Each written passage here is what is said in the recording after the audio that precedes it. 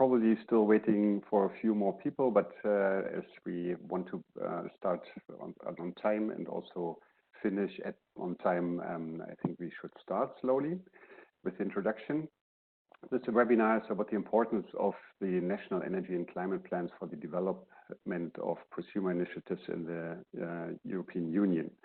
And this webinar is organized by the PROSEU project and the Community Power Coalition, which is an initiative of several NGOs, associations, industry associations, and other organizations, cooperatives in the energy sector that promote the issue or the promotion that promote energy communities. I will briefly introduce the PROSEU project and then the agenda, and then we will go through the 6 presentations that we have today. So the PROSEU project is a Horizon 2020 project, which started in March last year. There are 11 partners from 9 countries. And the objective of this project is to mainstream the active participation of citizens in the energy transition. So we look at different aspects of prosumerism, but always with the focus on energy communities. We have work packages on policy and regulation, another one on technologies, and another one on financing. And all this will then also be merged into recommendations to policymakers on different levels, but mainly national levels. This project will last until 2021, and we had already a webinar on NECPs, on the National Energy and Climate Plans, a few months ago. This is the 2nd webinar on this issue, and we are happy to have so many panelists also speaking in this webinar. This is the agenda. We will start with an introduction to NECPs. That will be done by Marta Toporek from Client Earth. Client Earth is also a member of the consortium of the PROSEU project. Then Josh Roberts and Claire Gauthier will talk on behalf of Rescoop on the assessment that they did on the NECPs of all EU member states. And I will then focus more on 9 member states that are the PROSEU countries that we have in our project, and also give some more detailed recommendations, especially on targets. Then Esther Bollendorf from Friends of the Earth, who is representing the Community Power Coalition, will talk about the next steps on NECPs, what can we do actually to influence them. And finally, Verle from Can Europe will briefly talk about other analyses and evaluations that have been done on NECPs. We should have enough time at the end for questions and answers, and we hope that you will be very active in asking us questions. So I would now hand over to Marta with the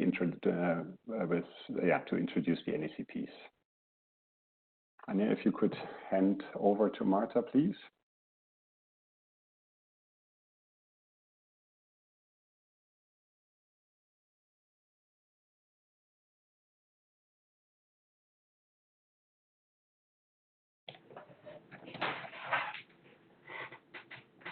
Should I start? Yes, please. We just need to change the slides. Yes. If you could change the slides, please, to Marta's. Yeah, you should be able now. I gave you the ball. But I can't see my slides. This is still my slide set, Anja. Oh yeah. Yep. Oh crap. Okay, in just a second. So maybe even if we are waiting for slides, I will.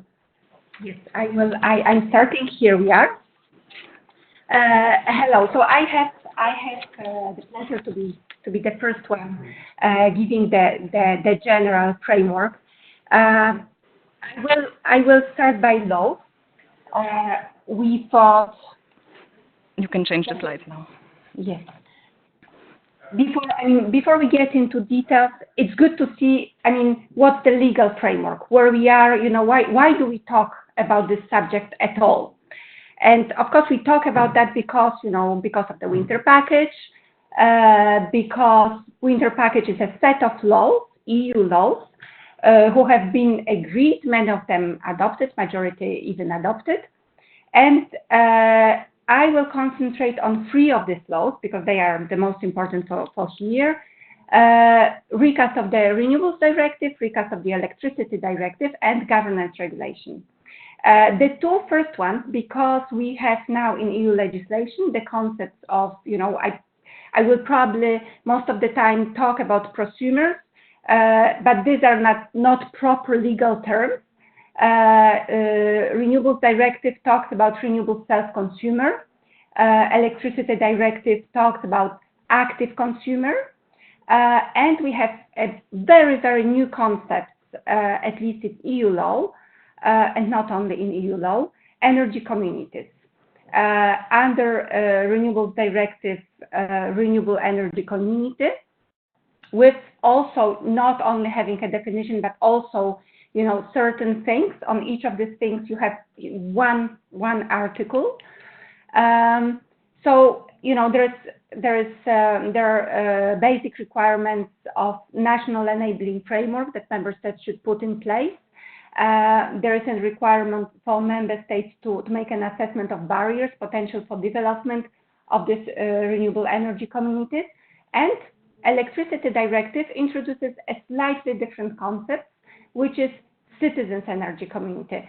There are differences because, the one concepts are about renewables, the others are not necessarily about renewables. And all this will link them now to the governance regulation. What the governance regulation is, first of all, regulation, so it's applicable directly, because it might be important later for all these concepts, member states, so self-consumers, active consumer, citizens energy community, renewable energy community, member states have time to put these concepts into national laws. But they have a possibility, because of governance regulation, to start thinking about that already now. They always have a possibility to start thinking early, but it is like a special opportunity. Governance regulation, to make it short, is really about planning and reporting by member states. And this planning is the basic plan that is foreseen in governance regulations are national energy and climate plans. I will say what they are, what is the place for prosumers in this plan, when these plans are due, whether citizens can influence these plans, and if they want to influence, where they can find information, helping them to have a positive impact on them. Now, what are the NECPs?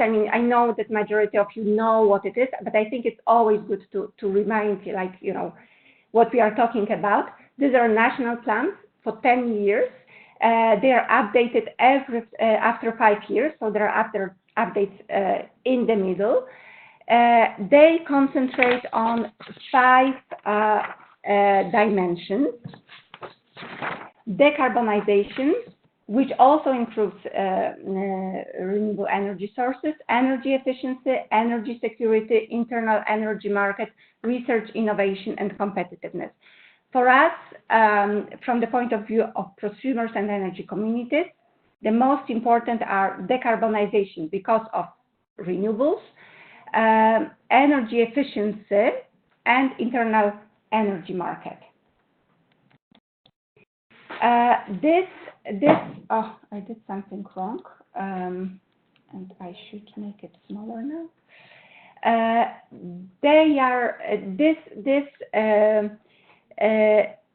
These dimensions are important because the whole organization within these plans is organized within these dimensions. So for each of them, there is information provided by member states on their objectives, targets and objectives, so what they want to achieve in each of these policy, in each of these areas, and how they want to achieve it. So, what policies and measures they will be putting in place. And what do they want to achieve? As I said, 2 policy areas are more interesting for prosumers than the others. Decarbonization, because there may be very obvious places to introduce information on prosumers' energy communities there, but also there might be non-obvious places to introduce information, or maybe not saying, maybe the non-obvious places is not the best term, but places where they are not necessarily mentioned. What is interesting, and you will see it through when I go through other slides as well, in many places there is a possibility for member states to put information, but there is this indicated if applicable or if when available, which means that, member states may say, well, no, it is not applicable for me. On the other hand, I think, and I hope you will see it from my presentations, it is worth to introduce, to think about that already now, because I see personally this NECPs, this National Energy and Climate Plans, as a first step to transposition. I said at some point, they have, member states still have time to transpose Renewables Directive and Electricity Directive. Electricity, I think it's mid-2020, and the renewables mid-2021. But I think this is, it is the right moment to start thinking about that now. So, contribution to the EU binding target, place where, on renewable energy, prosumers are not mentioned and energy communities are not mentioned. But I think that if it may change the numbers when you take into account certain things or when you don't take them into account. So, no, they're not mentioned, but, this is the place where, member states should ask itself, okay, if I have stronger policies on these groups, will it change my target? Also because, it's the fact that prosumers and energy communities are now in EU legislation, so there must be legislation included at some point at national level. And there's also an issue which I was saying, if applicable, so member states may decide to provide information on trajectories and objectives concerning renewable energy produced by cities, energy communities, and self-consumers. On market integration among objectives, there's no energy communities mentioned or self-consumers, but there is self-generation, which is close.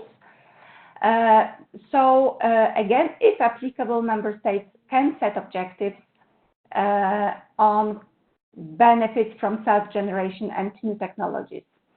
There's also, again, a place. I thought, I did not take all the, places where, the taking into account of prosumers and energy communities could be useful, but I wanted to mention here non-discriminatory participation of renewables demand response and storage, including their aggregation in all energy markets. Again, a place where this could be included. Now, of course, these were objectives. Now, how do we achieve the objectives? We have to, it's necessary to have policies and measures in place. And again, I will start with renewable energy and within the decarbonization, because then their member states should provide, and here you don't have if applicable, information how they will promote, facilitate the development of renewable self-consumption and renewable energy communities. So the focus is on renewable. Now, under the enabling framework, because member states will, in the Renewable Directive, there are minimum requirements of enabling framework which member states must ensure in the countries. Now on one article, so 21, there's a mistake, I'm sorry, it should be 6. This is about self-consumers, so to promote and facilitate development of renewable self-consumption, and the issues are such as like removing barriers to financing or removing regulatory barriers or addressing incentives. On energy communities, this might be rather happening at a slightly later stage, because it's stated it's mentioned in Article 22.5 that it's applicable. Article 20.25 relates to updates and progress reports. On energy efficiency, also there is a space for information on prosumers and internal energy market, again, maybe less obvious. Now, there's also space, if used and if applicable, information where there are analytical bases included. So technical part of NECP. When are the NECPs due? There are other colleagues who will be talking about that. It's just to mention here, it's all in the legislation. Draft NECPs were already submitted. The deadline was end of last year, and final NECPs will have to be submitted by the end of this year, and then again in the middle you will have the updates. Nice timeline from the European Commission, you know, of all the process. We will not concentrate too much on that. Now, can citizens influence NECPs? Of course, and there is first of all, there is this public consultation process, which should happen in every country. Now, in some countries, this process has happened, in some countries not. In some countries, they are ongoing. This should be, in view of client interest, a special consultation process on NECP, so not on other plans which, you know, member states develop independently. That should be on this. Now, this process should be early and effective. You know, it's what's written in the governance regulation is coming from the Aarhus Convention. Normally, this consultation should be happening on drafts. Here, the process was quite special because, you know, the legislation was discussed at the same time as member states were preparing NECPs.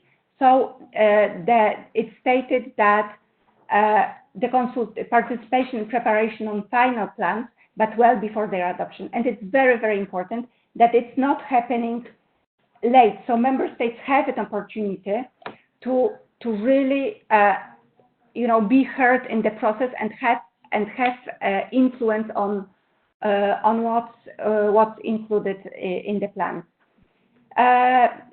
Governance regulation also says that member states have to ensure that a public is informed, and they shall set reasonable time frames, allowing sufficient time for the public to be informed, to participate, and to express their views. I want to stress that even outside of the official process, I mean, the official process is done to consult the public, but even outside, it's very, very important to the extent possible for prosumers, energy communities to hear their views and to be, you know, to make sure that they are heard in the process. Now, you know, I promised for the end information, you know, I mean, okay, influencing, trying to, you know, there is a space for prosumers. There are procedures for influencing the content. I mean, it's important even in cases if it is not possible, to be heard on NECPs. I talked about the public consultation. One should not forget that now the governance regulation also sets multi-level climate and energy dialogue, which could be another platform if it is established in member states to be heard.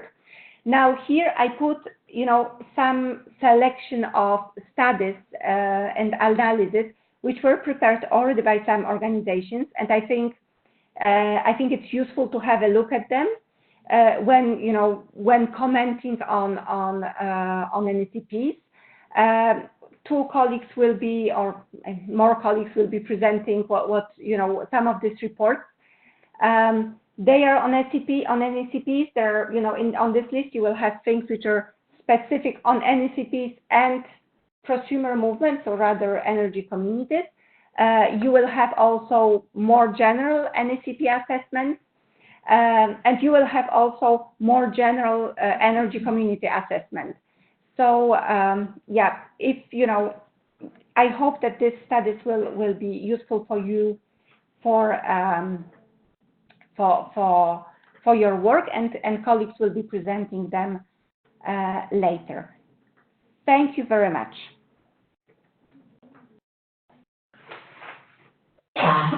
Thank you, Marta. Then we will hand over, I think they're sitting with you, if I'm not mistaken, to Rescoop, to Josh and Claire.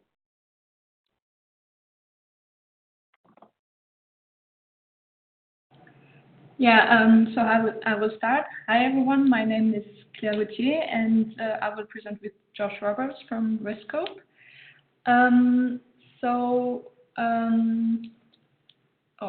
I'm trying to switch. Right. So I will start with the method and the results by countries, and then Josh will do the key takeaways and the policy recommendations. So on our method, we focused mostly on energy communities as defined in the Renewable Energy Directive and the Internal Electricity Market Directive. That is as a collective way of organizing activities, but we did mitigate our results when energy communities were not mentioned. We did took into account if the NECPs mentioned related concepts such as prosumers or self-consumption, individual or collective self-consumption, etc. We assessed the 28 NECPs, and Marta did present which sections of the template are relevant, and we also took that as a basis for our analysis. But that is also something to take into account. Most member states were kind of influenced by how the templates already were looking. So they could go an extra mile, but they were already kind of influenced by this. And it mirrors our results. And we did assess quite superficially, but we did take into account if they complied with the templates overall or not. Also, we complemented our research by a keyword search, to uncover further occurrences or to go faster with our analysis. Then we had 3 criteria. Awareness, that is the positive, negative, or lack of acknowledgement of energy communities in those NECPs. We also had comprehensiveness, which is on one hand, if every dimensions that were presented by Marta were tackled, or if member states also mentioned energy communities in link to energy poverty or energy security. And on the other hand, the full range of activities that energy communities can carry, going from self-consumption and distribution to grid ownership, electric vehicles, etc. And on the last criteria, we had preciseness and clarity. So on one hand, how plan measures, which level of detail was described for the plan measures, but also the terminological clarity used. For example, local energy communities are not the official term retained by the internal electricity market anymore, directive anymore. So we kind of assessed negatively when it came up in the NECPs. Of course, the timing is to take into account with that, but it's something that can be improved.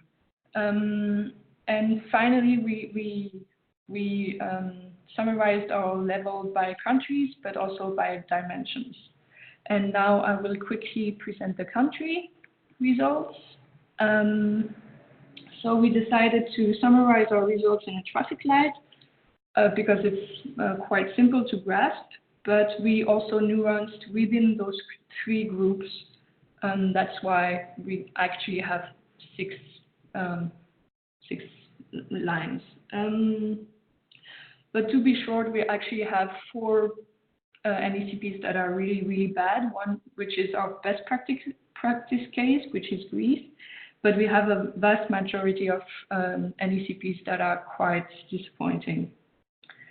So on the first group, the red one, those are our laggards. So they either negatively acknowledge, or there was a lack of acknowledgement of energy communities in those NECPs. But also related concepts were not present that much. And most of all, they did not plan measure at all, which is considering that NECPs are the main way of reporting planned measures, that is quite bad. The second group is quite heterogeneous. There is awareness, but there also lacked in the other 2 criteria. So, for example, Portugal mentioned local energy communities, and Romania mentioned prosumers, and both of those terms are not the official term retained in the directives. Also, there are, in general, this group of country was not comprehensive in tackling the potential of energy communities. And we had probably a case which was hard to assess, which was France, because there is content, but the framing and the compliance to the template, to the terminology, made us quite reluctant to assess it really positively, and also because the self-consumption aspect was and individual consumption was stronger, and we focused on energy communities. And finally, the last group, which is a good group because there is plan measures and even targets in some of the cases. And our best practice case is Greece, exactly. And now I will give the floor to Josh Roberts, who will present the key takeaways and our policy recommendations. Thank you.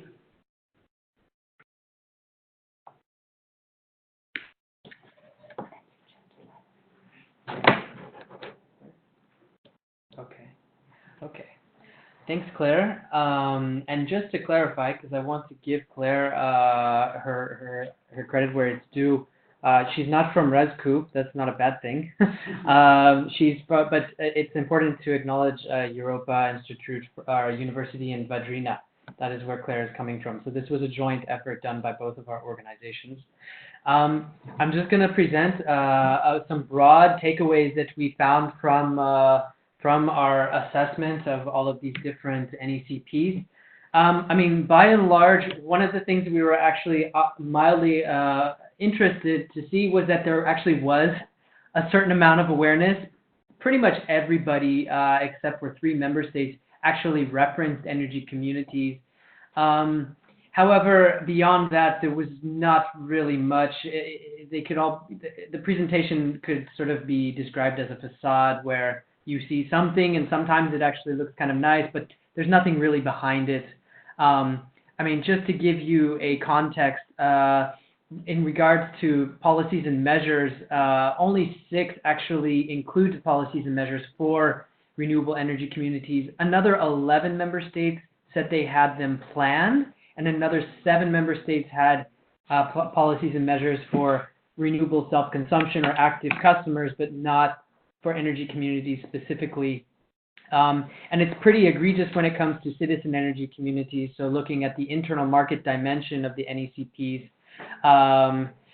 14 member states actually ignored or said it was not applicable to them to put in place policies and measures for energy communities. So this is something that is going to need to be addressed in the final plans. And again, what you do see is you see a lot of focus on energy communities with regards to renewables, which is, I mean, it's obviously good. This is the core activity of many energy communities. But one of the dimensions that we also assessed was energy efficiency. And for those of you that are aware with energy cooperatives, there is a very strong engagement component of the members of the community and also the broader local community as a whole. And this often does take a strong emphasis on reducing energy use or even using revenues from renewables generation to fund energy efficiency programs. And a whopping 18 member states ignored or said that their NECPs were inapplicable in this area. Only 3 member states actually acknowledged and include policies and measures in this area.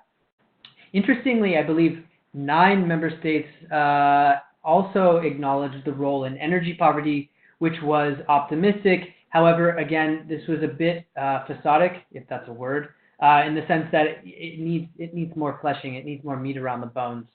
And I think one of the other takeaways that Claire also mentioned, I'll just make this a little bit more clear, there was a fair lack of we could sense that there was a lack of understanding about what energy communities are, or at least a not shared understanding of what they are. A lot of times member states used catchphrases or broad terms like prosumers and this sort of thing, which, okay, it's good rhetoric, it's good to start a conversation, but we are doing plans here for specific market actors, so we do need to be very clear about what we are talking about. There was also this, we noticed that there was a lack of understanding for what energy communities are. Are they an activities-based technological innovation around microgrids or self-consumption, or are they these legal entities that organize energy communities through ownership and participation? Of course, we see, I mean, the latter is really the case, but the perception of what an energy community is really lacking, and it came through in the NECPs themselves. Let's see, just to move on, maybe just to point out a few of the best practices so that you are aware of them. Again, Claire mentioned targets. So the member states were asked, they weren't required, but they were encouraged to provide different objectives, not just their objectives for their contribution to the European target on renewables. But interestingly, 2 member states in their NECPs included a national objective. So Greece, of course, our #1 student in the class here, did put a target for, I believe it was for 2030. I think it was 500 megawatts of installed capacity by citizen energy communities. Scotland and Wales, Scotland has actually had a community energy target since I think 2012. But they updated it for 2030, and Wales in the UK is going along. So England is actually the only country in the UK that doesn't have that at the moment. And the Netherlands, they didn't put this in their plan, but they also have a they also have a target for community ownership. And that's probably also to say, just to caveat this a little bit, we are aware that the timelines were rather quick, and so there are things that are in place that aren't necessarily in the plan, so we hope to see some of those in the final ones. But then in terms of the policy measures, I mean, just to give you all a flavor of what was included by member states that did put in specific policies and measures. So most of them were around simplifying procedures or administrative hurdles, especially for permitting for renewables. That was explicitly in the template, so that's probably why it came up the most. But some others, including Belgium, Finland, Ireland, Netherlands, and Poland, did propose some sort of financial support, investment support for energy communities, which was positive, although we'd like to see more. And then some were actually getting kind of technical. Austria, Italy, and Portugal, they all talked about designing specific tariffs for energy communities. That will obviously be a big enabling factor for those that want to do more grid-based types of activities like flexibility and whatnot. So very important. And again, I already mentioned the fact that I think 9 member states actually acknowledged energy poverty. I think, this is one of the things that we do want to try to emphasize here is that energy communities are not just about renewables, they're also about bringing everyone along in the energy transition so that it is not the few, advantaged dentist wives. I think that is the most common phrase that people like to use, who are benefiting from being able to participate in an energy community. Maybe just one last, just to point out we pointed out the best case, but the worst case. So just to point out 3 in particular, Estonia, Germany, and Sweden, they didn't mention energy communities at all. So we actually gave them a dark red, even inside the red. So they were at the very back. Germany is most stark here because they actually have a lot of measures. They have one of the highest amounts of community energy in Europe. They were one of the first movers.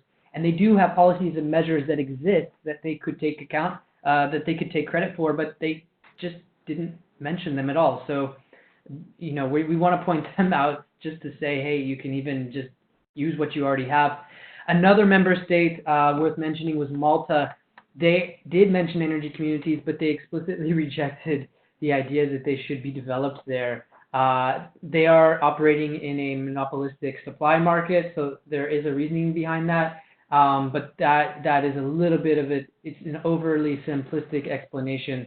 Energy communities don't necessarily need to supply, and ideally they should be complying with this anyway. So we're hoping that these will move up. And how should they move up? So we, after our assessment, we kind of looked at what are the main areas where all of these NECPs need to be improved. I do want to point out that nobody is perfect. Even Greece had some areas where they could improve themselves, maybe not with regards to energy communities, but in other areas. The first, and this is quite an easy one, is just the inclusion of a quantitative objective. It doesn't even need to be a target. We're not asking for anything binding, but objectives, high-level objectives, do have a very strong trickle-down effect when it comes to having the political will to meet the target, and that has a direct interplay with the policies and measures that are developed. A lot of member states did acknowledge that the clean energy package was still being negotiated, and that's fair enough. So they know they have to transpose it. They have to write all this international laws. Now, in the next 6 months with the final NECPs, what we really want to see is the member states put action to paper and describe how they're going to implement this. We also very much need a distinction between different concepts like energy communities and specific activities like renewable self-consumption. We don't want to hear about local energy communities anymore. That is a thing of the past. And we would also like to see the broader role of energy communities be acknowledged throughout the energy sector, not just for renewables. So I will leave it there, and if there are any questions, you can have at it. Thank you. Okay, thank you very much, Josh and Claire. And sorry, Claire, that I didn't introduce your affiliation correctly. So we will now continue with our eco-union part. Anja, could you please hand over, show the presentation? It's Esther, no? Who's speaking now? No, it's Christian. No, it will be me. I see you, sorry. Just a second. There you are. Okay. I'm passing you the ball. Voila. Thank you. And the presentation? Isn't it there? Ah, you just put it up. Here. Can you see it? Not yet. I still see Josh. Yeah. Wait, I just take back the ball and then I try again. Here we go. You have it, yeah? Yep. Okay. Thank you. Yes. So yeah, thank you, Anja. So now I will show the results of the evaluation that we did for the 9 NECPs that are in focus of our project, of our PROSEU project. So I think there's someone still not muted, or Marta, if you could mute yourself, please. Thank you.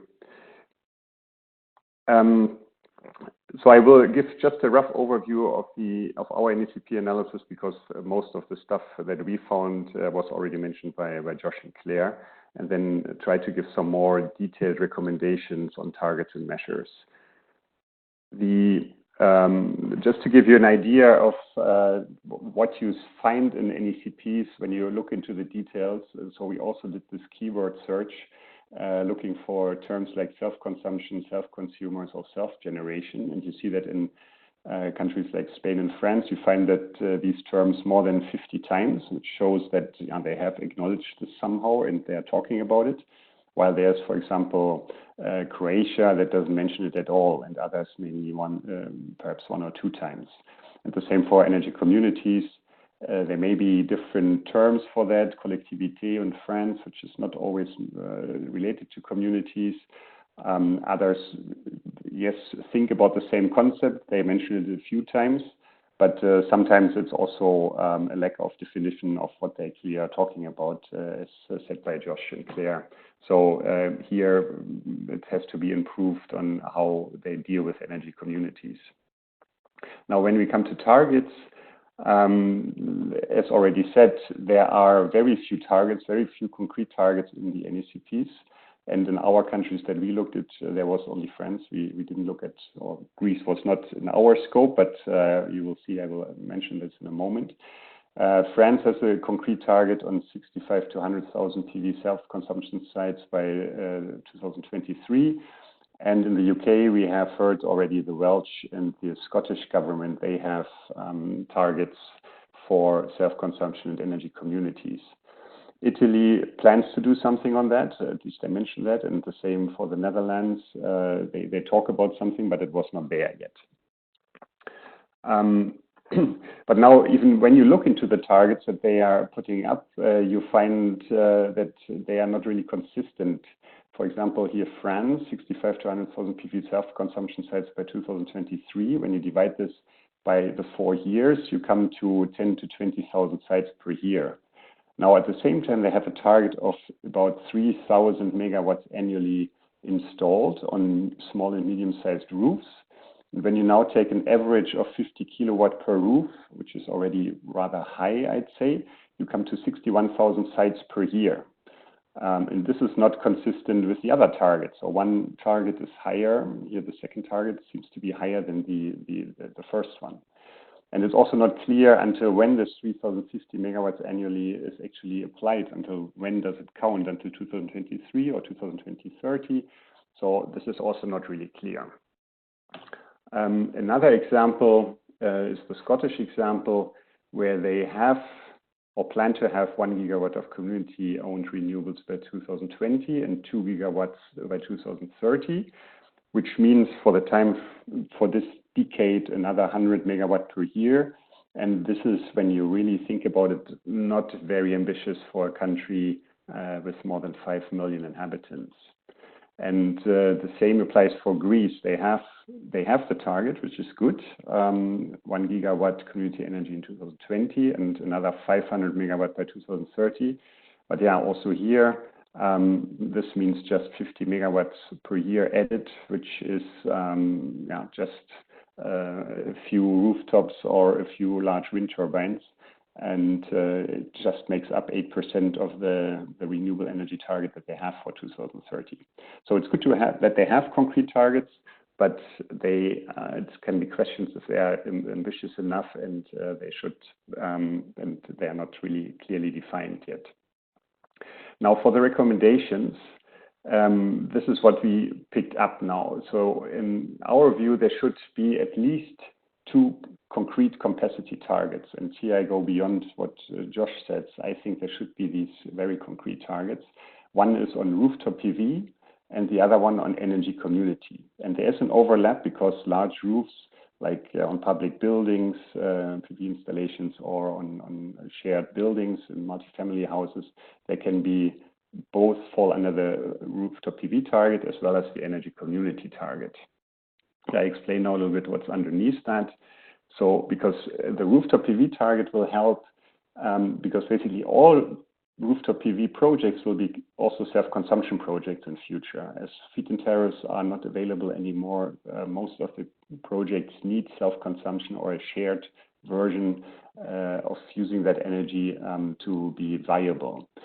And if you have PV on the roof, it shows the active involvement of energy users because they take the effort to build something.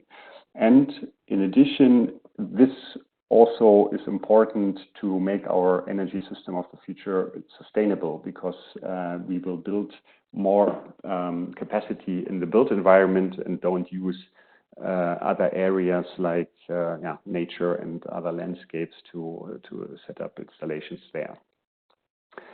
When it comes now to the concrete targets, the idea would be to take the rooftop potential, so the full potential of what can be built, and then make a target out of that.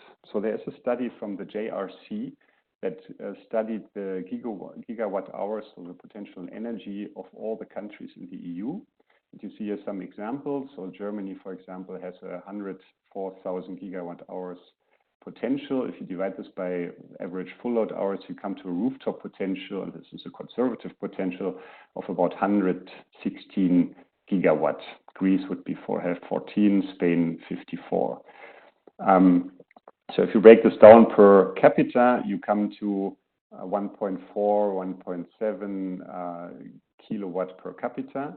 And if you now say, well, we take a 50% target for 2030, so we want to reach 50%, then that would mean, okay, in Germany, 58 gigawatt PV rooftop only, or France 57, Greece 7. So you see there's quite a large difference to what the current plans are showing, if they have any targets anyways. So the idea would be to say at least 50% minimum as a minimum target by 2030 for rooftop PV, and I think we should discuss if we should rather take 80%, because again, these are rather conservative values and we could go higher. And another idea could also say, we say 1 kilowatt rooftop PV per capita, roughly. So these would be ideas, and for sure it has to be taken into consideration where countries stand at the moment. So Germany, for example, they have already 42 gigawatt PV installed all over, not only on roofs, but there are 1.5 million households that have PV, whereas in France there are only 30,000 households. So there's a large difference in where the starting point is, but we should have this total potential in mind. Now, for energy communities, the targets could be set upon the share of total renewable energy. So each country has to set the renewable energy target anyways. And now we could, like what they're discussing in the Netherlands, for example, say 50% of all new projects or of 50% of capacity will require citizen participation. How this should look like and how it has to be done will have to be defined then in more detail, but that could be an approach. The 50% are apparently discussed in the Netherlands. Again, they are not in the NECP yet, but that seems to be a very ambitious goal, and hopefully other countries will follow suit on that.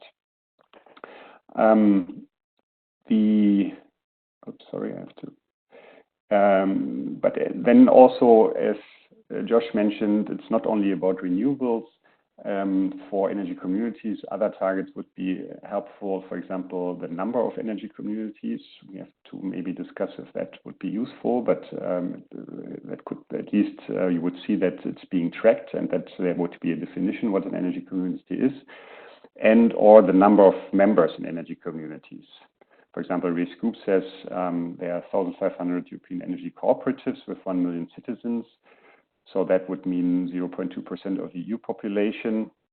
And we could now discuss a target in at least percentage range, 1, 5, 10% of EU citizens should be part of energy communities in future. On that one, we would like to ask your input or any ideas of reasonable targets. That would be very helpful. So recommendations on measures.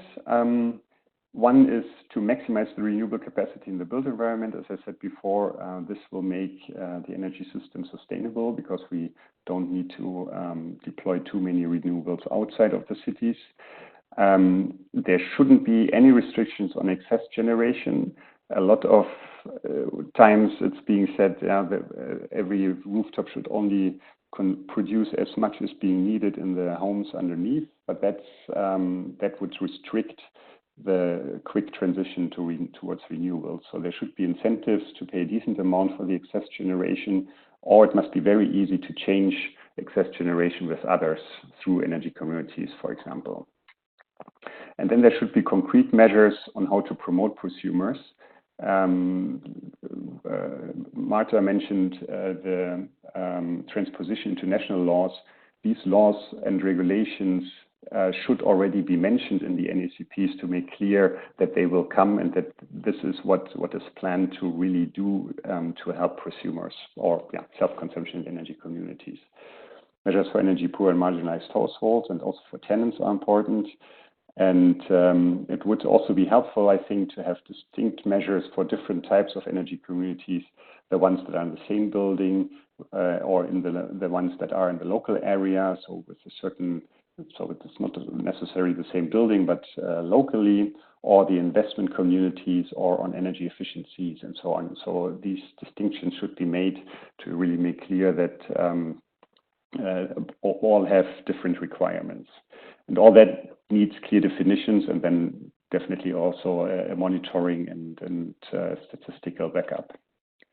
So the conclusions are this not applicable is actually not acceptable, even if the directive gives some leeway here to say not everybody needs targets on energy consumption or self-consumption in energy communities. This is, in our point of view, actually not acceptable. All should have very concrete targets and measures. And very concrete means NECPs should have a clear capacity target for rooftop PV and for energy communities in megawatt. And we as PROSEU will work on providing further concrete targets, some more ideas, and we will break also the potentials down to all the member countries. And we will also work on further best practice measures to help informing the community and policymakers. And with that, I thank you very much, and I look forward to the discussion. And now we will hand over to, sorry, I have to go back, to Esther from Friends of the Earth, who is also representing the Community Power Coalition. Yes. Which computer will you be using? Sorry? Are you on Claire? Are you on Marta's computer? Yes, I am. Okay, then I'm passing on that. Okay. Yes. Thank you. Voilà. So I'll have a quick scan through after these different types of analysis and interesting recommendations on the NECPs. I'll have a quick scan through the policy process with you. Some of it we have already. Okay. Oh, no, this is you have. Yeah. Sorry. I'm good in. I'm getting it. Voila. So we've seen some of it already, and we had the submission of the first draft by the end of last year. First half of the year has been used by the Commission to review this draft. So here we can go a bit into the nitty-gritty functioning of the Commission. First of it was DG Klima and DG ENA, having really a detailed review and comparison of these different plans.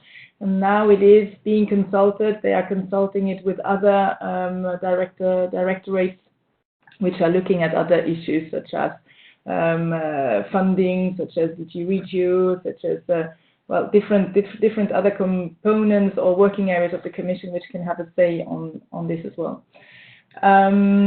The official publication, as we know now, it has been changing quite a lot over the last weeks and days, should already be next week. So next week, Tuesday the 18th or Wednesday the 19th, the Commission will come out with its official recommendations on these first drafts.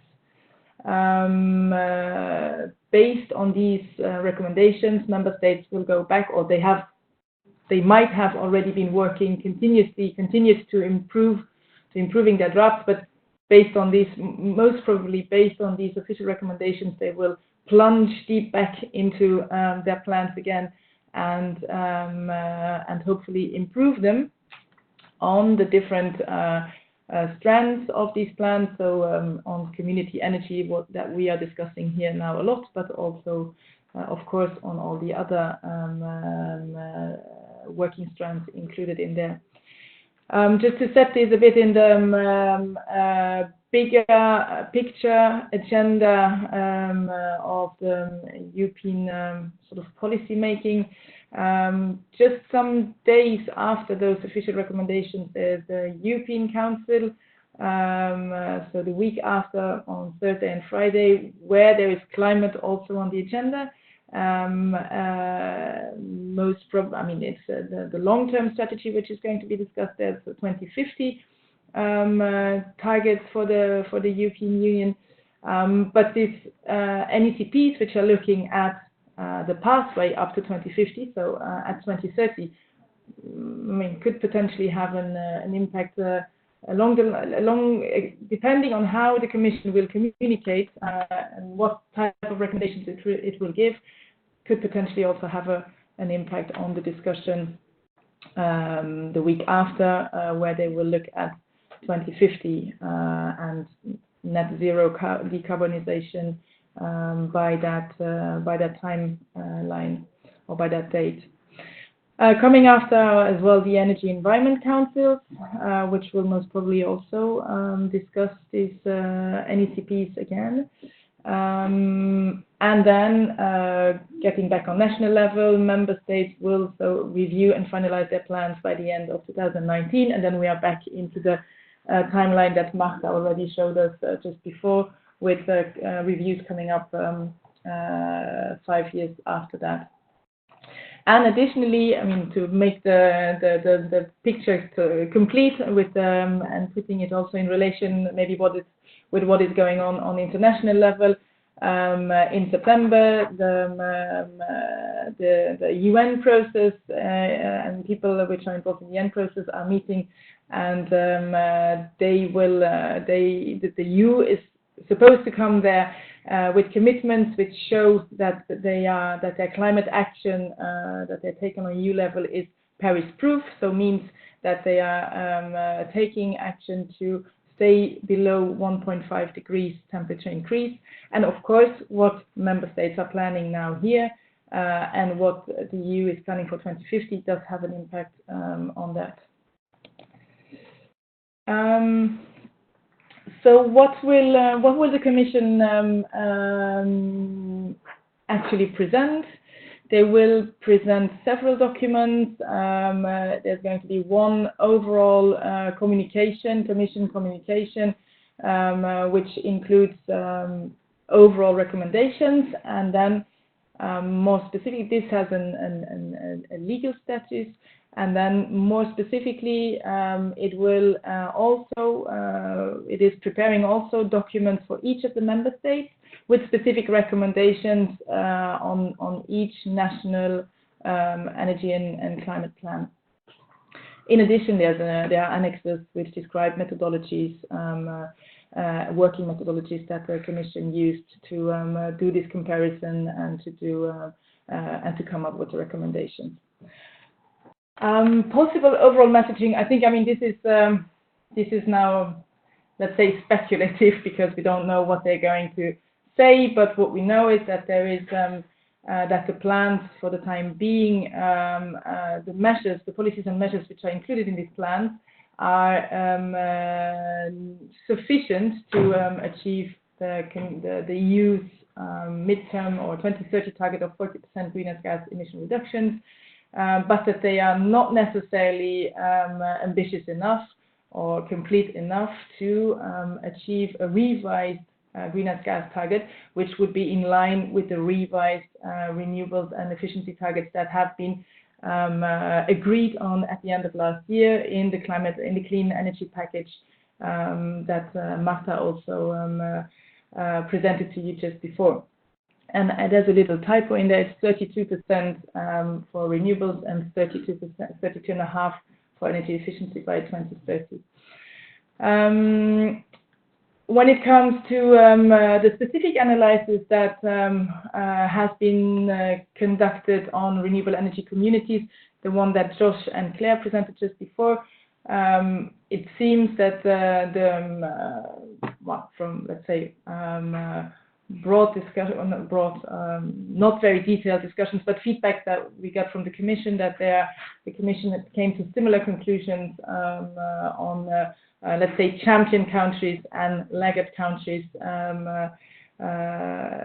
which, as just described by Josh, for instance, mentioning looking at Greece or looking at Germany. So what are we doing in Brussels? So we are sharing this analysis. Again, I'm talking for the analysis conducted by Viadrina and Rescope, sharing it with officials here in Brussels, with the Commission, trying to make it known there. I will talk in a second about, so we work together in the Community Power Coalition. So we're doing it under that umbrella. As well, we will do press work under that umbrella as well once the official recommendations of the Commission will come out next week. And the messaging will be, I think, largely along the lines of exposing champions and laggards. And I think, personally, I think that is sort of putting how do you say, not contradicting, but exposing on the one hand Greece as a country which has been very ambitious and very sort of progressive in its definition work, in its developing its policies and measures, and on top of that coming up with targets, versus the country which is actually a pioneer in as regards energy community, and which has developed a very poor, or not to say empty plan in that regard. Is quite an interesting message, I would say. Right, this is just some visuals that we might use in that respect. A biking lane for community energy means that consévère en avance. It is what we will be. Progress will be done if there is a separate lane which has separate sort of features, conditions set in place to make progress in a specific area, be it biking or be it community energy. Voilà. So what can be done, or what should be done on national level? So I'll just skip the first part because this is really more front of the earth specific. I will just spend some words on what you can do on national level. I think it is, so you have loads of recommendations and different types of analyses which have been developed by different types of organizations. Using those and going to see your government officials. But also I think it is interesting to screen what the public participation processes are in the respective countries and trying to find out, I mean, we don't really actually have a summary view here, but it is interesting, I think that each organization on national level is trying to find out more about is there going to be a stakeholder event, is there going to be an online public participation survey organized by the government, and of course also proactively going asking for meetings with relevant people in the government, of course. Voilà, 2 words on the Community Power Coalition. So it is a coalition of different organizations which brings together like-minded organizations that want to share a common goal of promoting the development of citizen and community ownership in the urgently needed energy transformation towards a 100% renewable energy system. In the coalition, we've got organizations such as Rescue, Client Earth, we've got municipalities, local authorities, so with Energy Cities or ECLAY, NGOs such as Friends of the Earth Europe and its member organizations, and EGEF, for instance, which is an umbrella organization of German renewable energy associations. Voila, that's it from my side, and I will hand over to Werle, next speaker. Yeah, thank you very much, Esther. And now Werle would talk about another example of NECP assessment. Yes, thank you.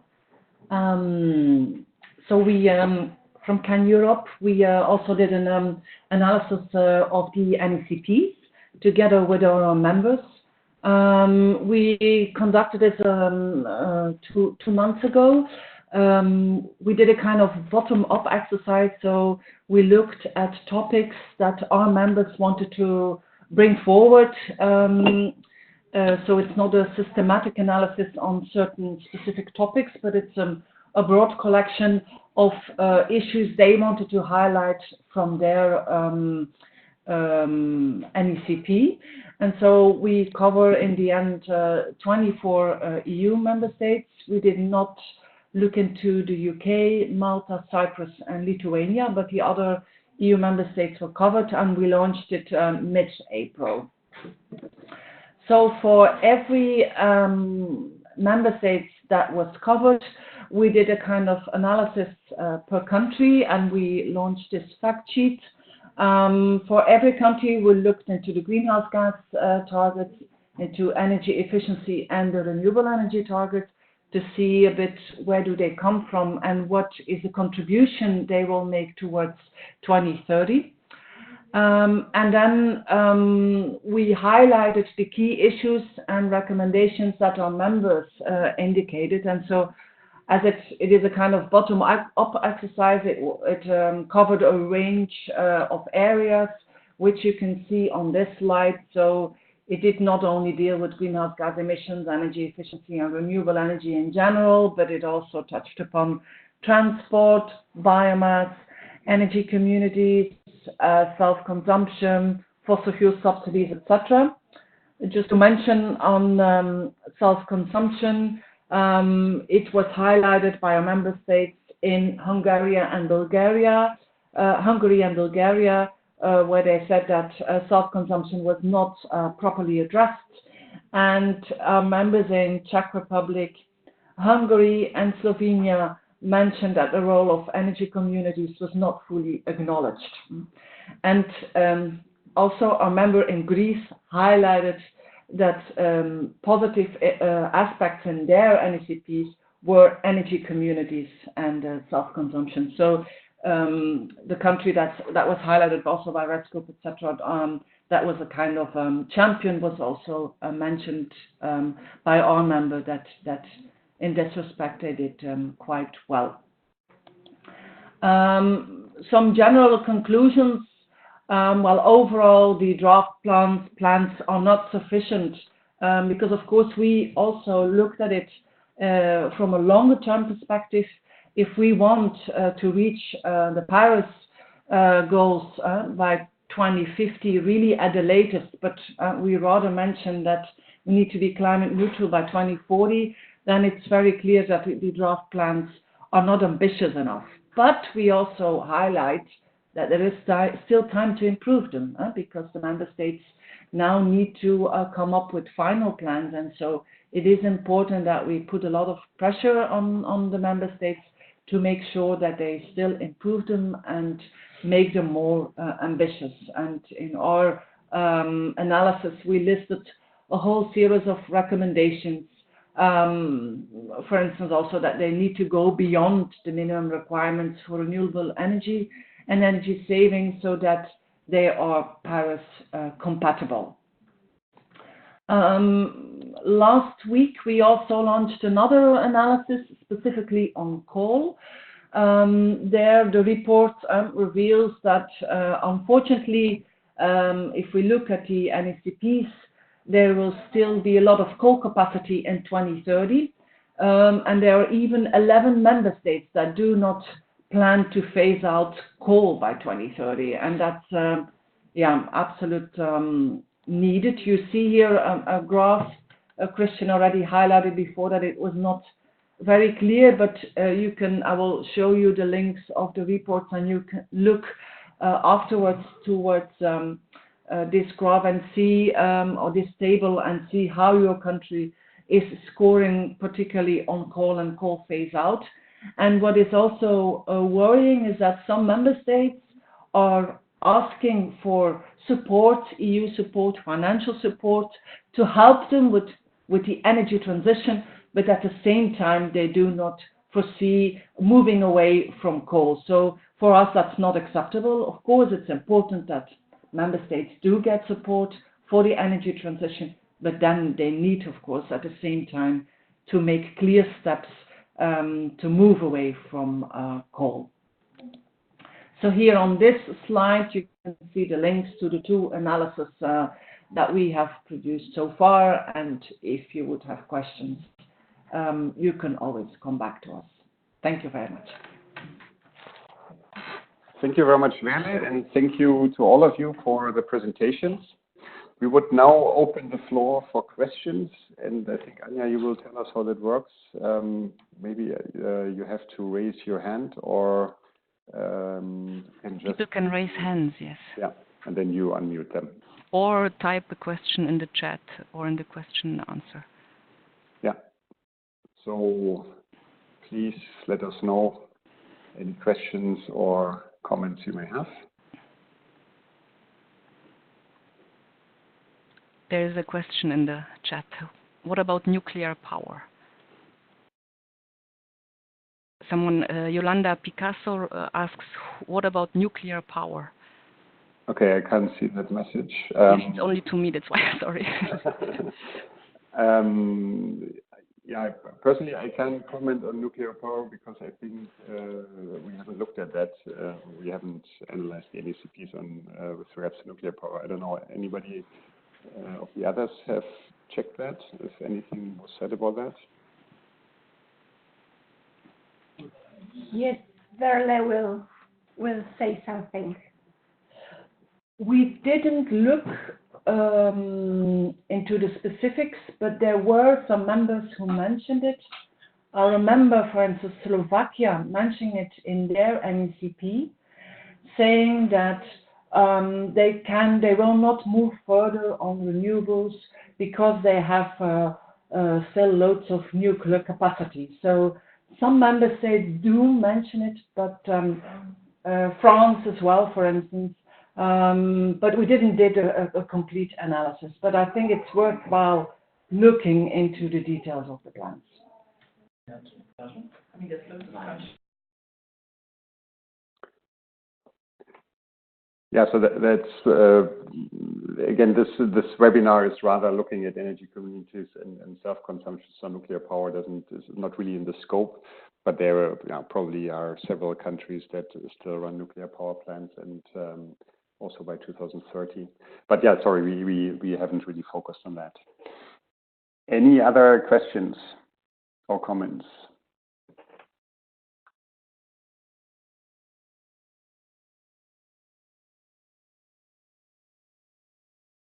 Anja, do you get anything? I don't see any hands going up. Yeah, I just posted it in the chat. Do you see it? No. You have two things: there's question and answers and chat.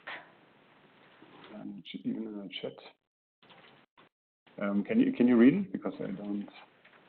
It says how to enhance public participation in the NECP's elaboration, and how to translate supranational goals into local projects, ensuring democratic participation, in brackets, distributive or procedural justice. It's from Arthur Rocco. Yeah. I think the first point would go to Marta, probably, and the second maybe to Josh. Could you, how to ensure public participation? Yes? Yes, in the elaboration of NECPs.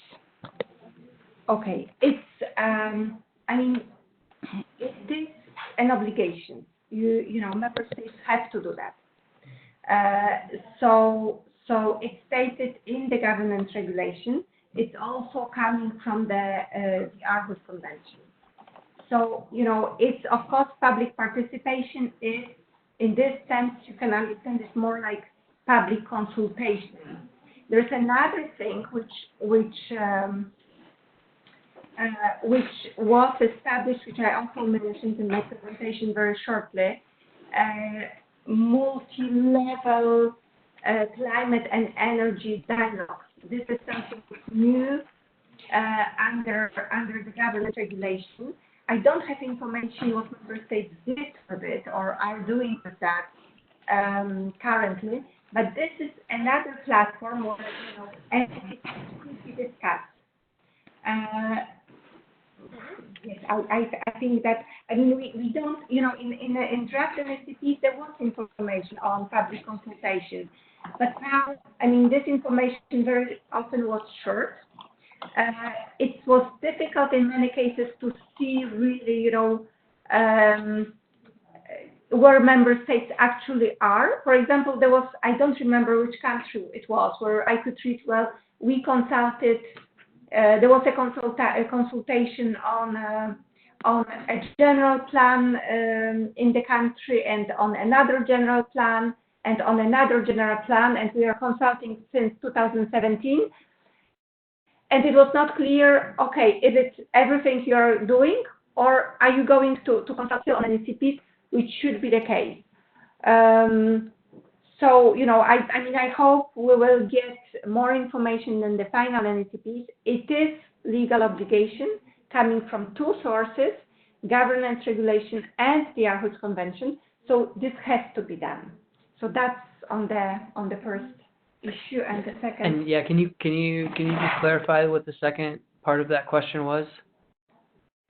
How to transpose supranationally into local plans, or supranational targets into local. Yeah. So I guess well, I mean, obviously you need to participate in the political process.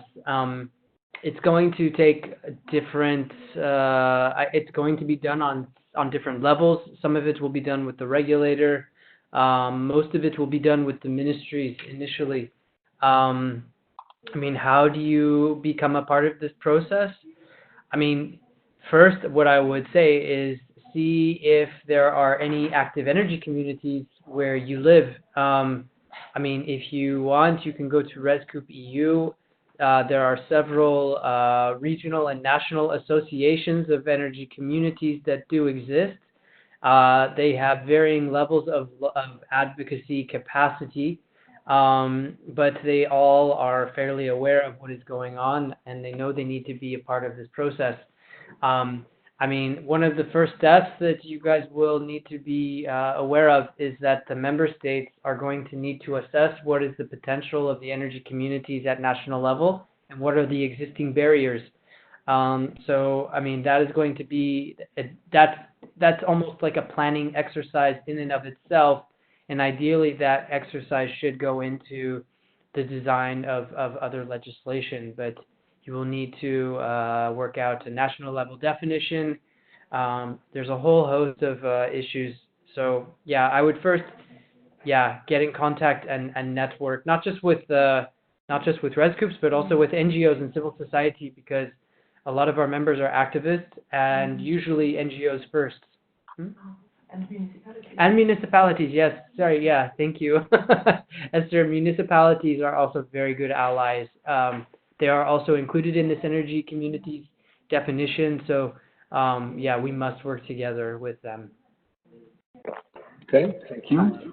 I saw something on Greece. I guess we have a few questions. Oh yeah, maybe you can take this one here on Greece. What was mainly Greece's achievement on NECPs? Maybe I'll let Claire answer that, because she went into the details of that. Claire? Yes. So Greece had really. Let me find again the. So from the top of my mind, Greece had. It was formally good, so it was also it had a summarized table with what was the status of the measure. Was it already implemented? Was it planned? Was it under consideration? Which impact it would have? Also, I think rated from 1 to 5. So already on the formal side, there were in the description there were the best, and then for concrete measures, they had considered specific funds. They also considered specific specific criteria for auctions. But I don't have everything in mind. I can also look it up quickly and get back to you in like 1 minute. Otherwise. Maybe, I'm not sure if you have that in mind, but here's another question. Which member states are going to consider renewable energy communities in their RSE support schemes, particularly auction systems? Yeah. Here, Josh can respond. Yeah, I can respond to that. I mean, briefly, so it was only mentioned by a few member states, Ireland specifically, and I would keep them actually in your mind if you're interested in this topic. What they have basically proposed, and they're actually already, I think they're already implementing it now. They basically created a special category in their auctions for communities, meaning that, let's say, I don't know, there's 100 megawatts of capacity for auction. 20 of those is out of the official auction, and it's only eligible renewable energy communities that can compete for the support within that. So it's not getting the energy communities completely, it's not exempting them from auctions, but it is providing them with a space to compete with other energy communities instead of professional companies and developers. The other ones didn't get too much detail on that, but I believe Luxembourg was looking at feed-in tariffs. And the Netherlands, they also have an existing post-Coderos system, which is a benefit to, I believe it's on energy taxes for your share of investment in a renewable energy community. And I think they might amend that. But those were the ones that were explicitly mentioned. Okay, thank you. Then we have. Can I come back to the question on public participation? I just wanted to mention 2 things which I forgot. One is about strategic environmental assessment, because I said govern its obligation under governance regulation and Aarhus Convention, but there is also a possibility to use the procedure under strategic environmental assessment. And this is allowed it is mentioned under the governance regulation, but it's also, it could be also used as a relevant procedure independently. And I also wanted to mention that my colleagues in Client Earth work on public participation issues. So if there was a specific question, please write to me, and I can transfer the question to the relevant person if it is something more specific. Thank you. Okay, thank you. I think there are 4 more questions. I think we should leave it with those. We tried to answer those, so we need a few more minutes probably. So one was here from Thomas Jagos. If ministry responsible for preparing the NECP refuses to include any acknowledgement of community energy, they say they will adopt the measures within the legislation, but they doubt it. But he doubts it. Are there any real levers to change it other than appealing? Don't know, Marta or Josh, can you say something on the legal? Is there some legal lever to say you have to include that if the directive only says if applicable? Probably not, I guess. So it's the question concerning Portugal. It was elaborate at this. Authors were not involved with that. The question was it's in the Q&A. That's the question about Portugal. Am I right?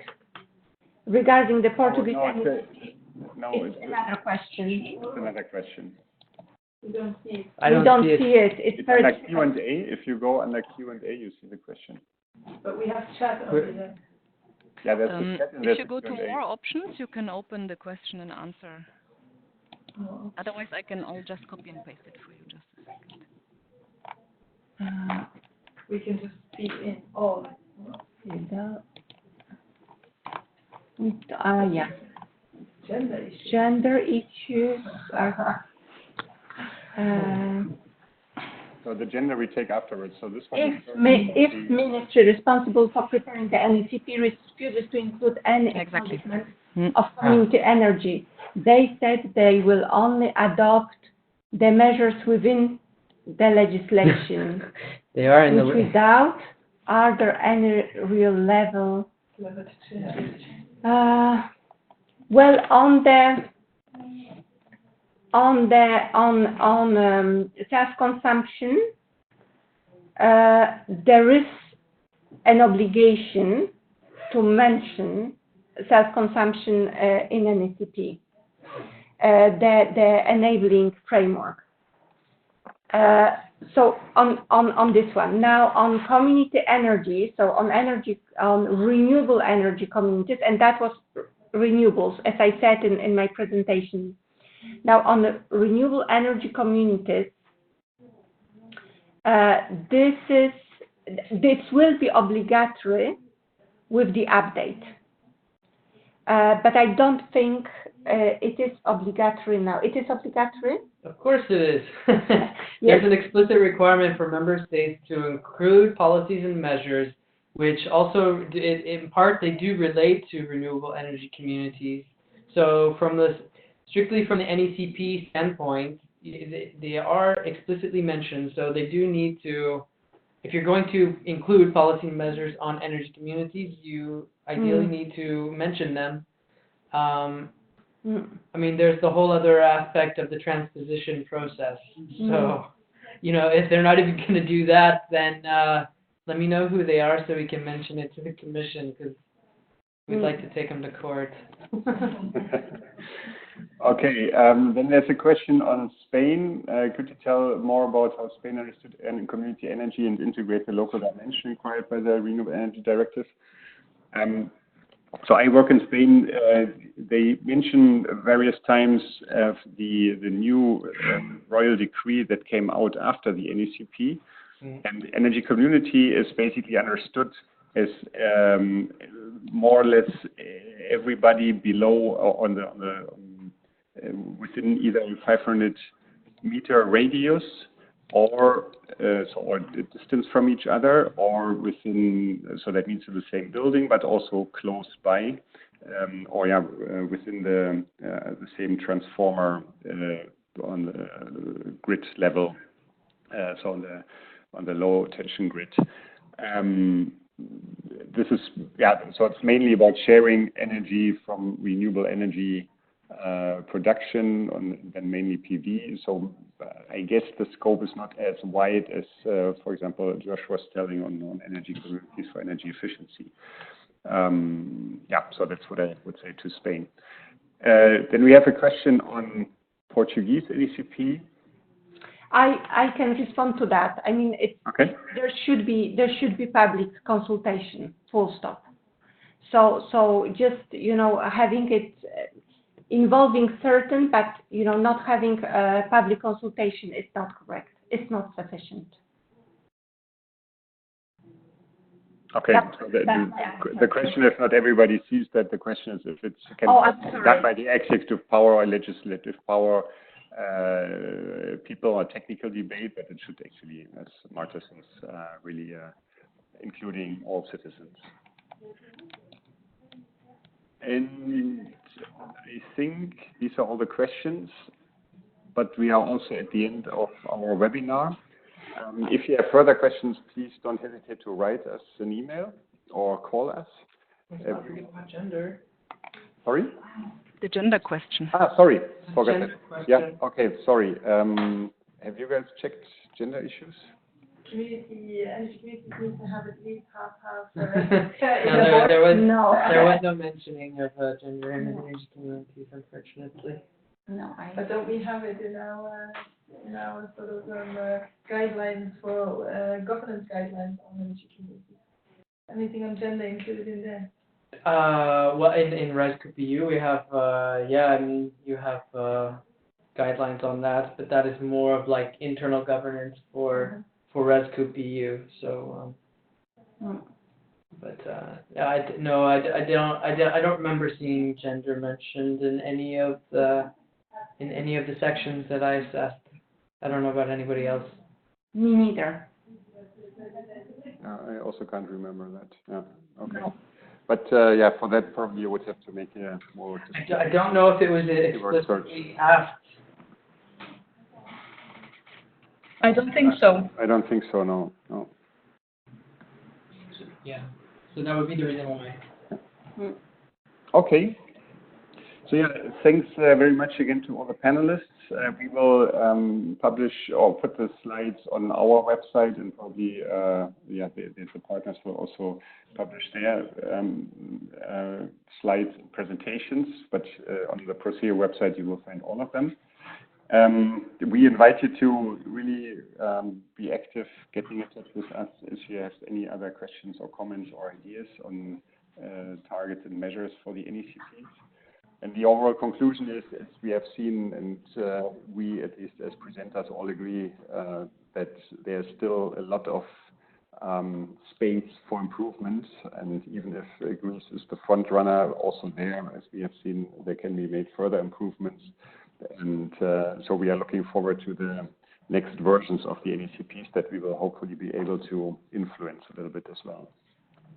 So thank you very much for your participation, and we look forward to continuing the dialogue with everybody. Thank you, and have a good afternoon. Thank you. Thank you.